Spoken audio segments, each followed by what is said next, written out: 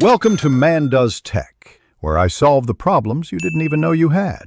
In this video, I will show how to make a water oxygen mask. Start by washing all materials with clean water and mild soap, then rinse thoroughly. Cut a clear plastic bottle to create a face shield that fits under the nose and mouth, keeping edges smooth.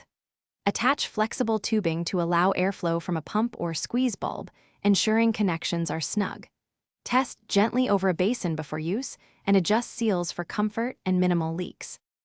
Begin by marking where the bottle will meet the face, then cut slowly for an even edge and smooth the rim. Fit a soft silicone gasket or folded fabric inside the lip to improve comfort and seal. Attach tubing to a top entry point and reinforce with waterproof tape to prevent leaks while breathing. Place the mask into warm water to confirm proper fit and adjust the gasket or tubing length as needed for a steady airflow.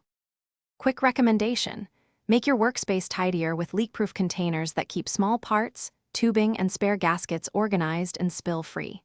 They stack neatly in a kit bag and save time when you need to grab supplies mid-build, which keeps the project flowing and stress low. If this sounds useful, check the description for the link and other deals. And if you're enjoying the video, please like and subscribe. Now let's get back to the video.